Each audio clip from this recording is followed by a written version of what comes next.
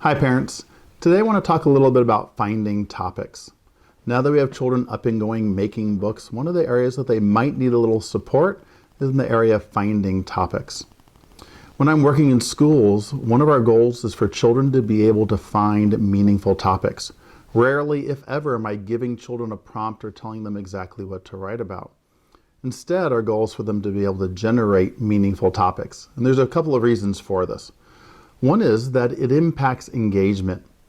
Children will write better with more energy for longer periods of time when they have a topic they care about. Well, the only way to find a topic you really care about is through choice. Choice is the doorway into meaning. So if we want children to find meaningful topics, they'd have to have choice. Another reason is that it doesn't really impact, in school at least, what we're going to teach. Right? There aren't really any writing skills that are dependent on children writing to a certain topic. Genre certainly matters, and there's specific skills that are related to writing in a genre. And we'll talk about that in a future video. But topic really doesn't matter. It doesn't impact at all what we're going to teach. We can teach all the same skills regardless of what topic the child's writing about.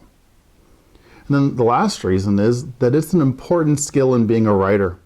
Children at any age, or writers at any age, need the ability to generate meaningful topics. It's an important skill, and frankly, children won't learn how to find topics if somebody's constantly giving them a topic. So for all of those reasons, we'd want children to be able to generate meaningful topics, which also means that we would need some strategies to support this. One of the best ways to support children in finding topics is when I'm talking with them at other times of the day, right? Outside of a writing time. Right? The example I always share with teachers that I was on bus duty one day as a principal. A kindergartner got off the bus, came running up to me and said, "Mr. Glover, guess what? My dog threw up all over my bed last night." And then he just left. 5-year-olds do that. Tell and run, tell and run, tell and run. Of course, what am I saying as he's walking away? Oh, you could make a book about that. His teacher's thrilled that that's what he'll be illustrating that day during writing time. But there's tons of topics like that in front of children all the time if we just point it out. It's usually 30 seconds into any conversation with a child before I start to think, oh, you could write a book about that.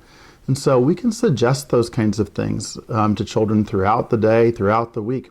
And what I'm looking for is a lot of times I'm suggesting lots of topics that they could maybe write about before we find that one that sparks their interest particularly. Another way to find topics, another strategy for that, is simply in the books that we're reading to children. In the author's notes of a lot of picture books, there are little bits of evidence about where the author found the idea for that book, like in the book Jabari Jumps by Gaia Cornwall. In the author's note in the back, Gaia writes, "Gaia Cornwall loved swimming when she was little. She loved it so much she wished she were a mermaid, and her parents were convinced she was part seal." The strategy there wouldn't be, oh, you could write about swimming. Instead, it would be, oh, think about things that you love, right? And what's nice about that is that's really a strategy. The broader strategy like that, think about things that you love, right, is much more helpful than something more narrow. You could write about swimming, right? And that really takes us to our third strategy for helping children find topics is that very idea of using strategies, right? Brainstorming ideas isn't particularly helpful.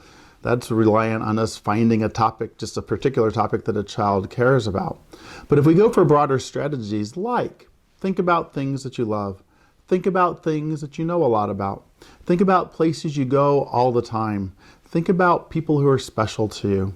Those are all strategies that will lead children to topics. They're just really ways for children to think about things or to talk to somebody about ideas for books that they might make. And it's not even that they have to write about that particular idea. It's just getting them to start talking. I had a child not too long ago who we were thinking about the strategy of think about people who are special to you. And he started talking to me about his brother. And then he was talking about how he and his brother love playing with Legos, and ended up making a book about building with Legos. It was an informational book. It had nothing to do about his brother, but talking about his brother was the entry point into finding that topic. And then one final way you could help children find topics is just by looking at video clips of what authors say about how they find topics. And the place you can go for that is the website authortoauthor.org. It's a website that I created last year where I'm putting videos of authors talking about their process as writers. And there's a category on that site for finding ideas where you can watch authors talk about how they find ideas for books. So just watching a few of those with your children may spark ideas for books as well. So I hope that helps in finding, helping your children with some strategies for finding books or finding topics for books.